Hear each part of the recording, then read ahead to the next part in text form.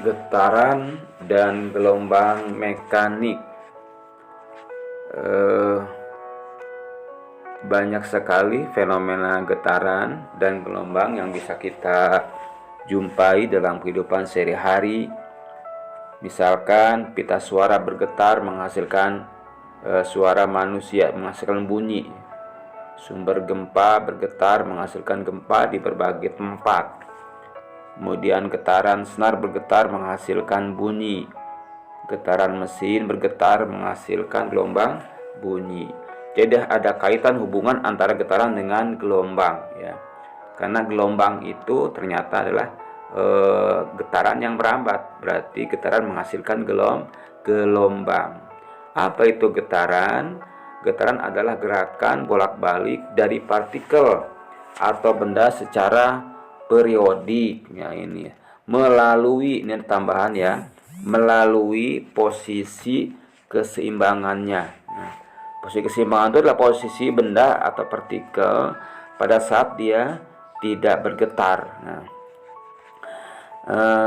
untuk menunjukkan keadaan dari getaran, gelombang, maka digunakan besaran-besaran. Nah, besaran-besaran ini diantaranya untuk getaran adalah ada frekuensi, kemudian periode, simpangan, dan amplitudo. Sedangkan untuk gelombang itu sama seperti getaran, hanya tambahannya yaitu panjang gelombang dengan cepat rambat gelombang. Yang mulai dari konsep-konsep dasar yang biasa digunakan pada getaran atau istilah-istilah dasar pada getaran, misalkan pada bandul, pada pegas, karena memang ini yang paling mudah untuk diamati ya. Yang pertama, satu getaran adalah satu gerakan dari B, O, C, O, B. Lihat di gambar di sana, B, O, C, O, B, di mana O-nya merupakan posisi keseimbangannya. Nah, untuk bandul seperti itu gerakan satu getaran. Sekarang untuk pegas.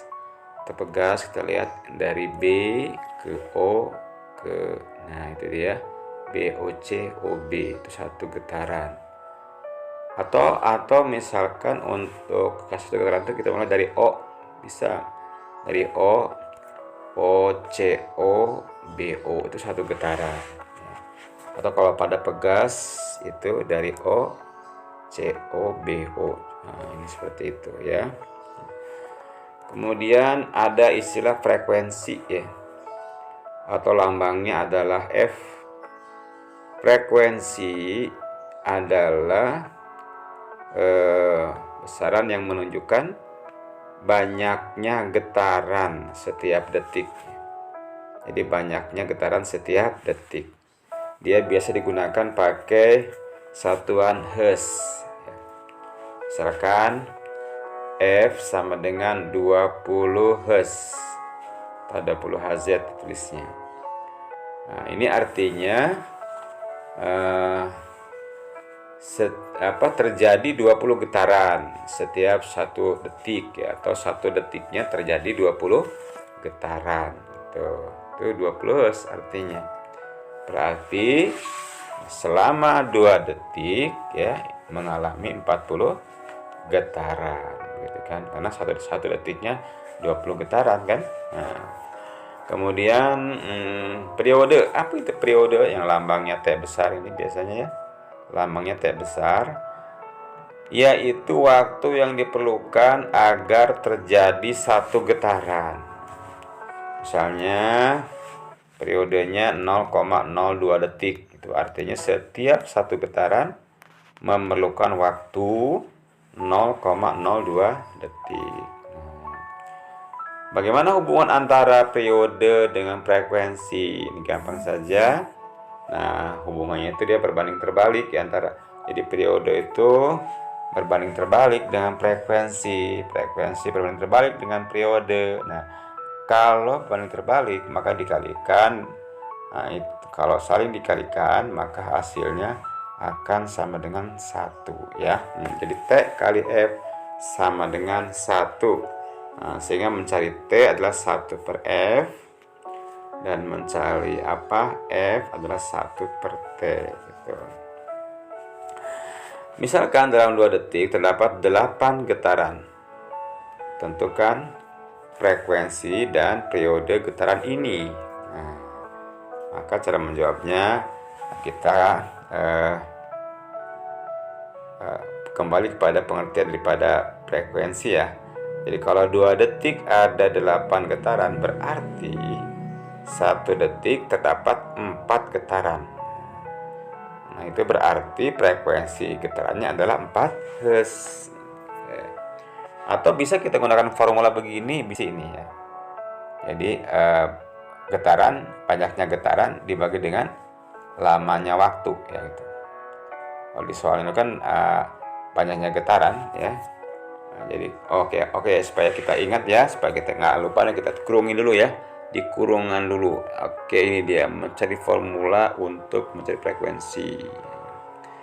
Nah, jadi frekuensi adalah getaran dibagi dengan waktu. Di soal getarannya ada berapa? Itu ada 8 ya. 8 getaran, waktunya ada 2 detik, sehingga 8 dibagi 2 adalah 4. Oke, dia 4 Hz. Nah, jadi frekuensinya 4 Hz. Kemudian untuk mencari periodenya, ketika pakai ini aja 1 per F. 1 dibagi dengan F. Periode sama dengan ini. 1 dibagi dengan 4 berarti ya. Berarti 0,25 sekon. Nah, ini mesti diingat bahwa F itu menggunakan satuan Hz atau Hz ya. Dan T menggunakan satuan detik. Selanjutnya ini ada, kita tadi sudah jelaskan masalah simpangan ya. Misalkan kita simpangan, kita lambangkan dengan Y. Jadi simpangan kita lambangkan dengan Y. Maka pada gambar ini kalau kita tunjukkan simpangan yang mana, tuh lihat ya, pada bandul, kalau dia nyimpangnya ke kiri, maka kita lambangkan dengan negatif. Y yang bernilai negatif, nah, itu arahnya ke kiri, maka arahnya itu menggunakan tanda negatif ya.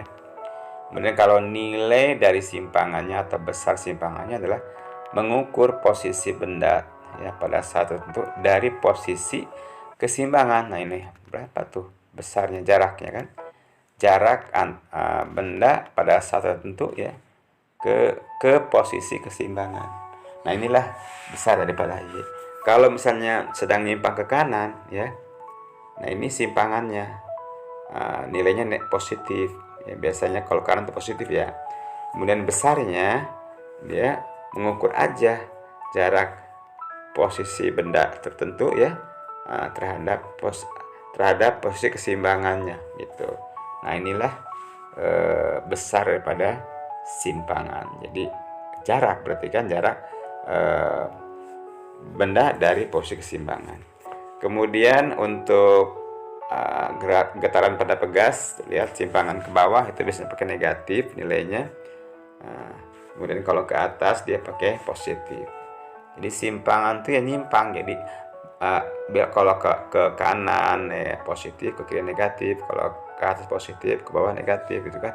Adapun nilainya atau besar simpangan itu adalah ukur aja jaraknya, jarak benda dari posisi keseimbangannya ya, itu adalah besar simpangan.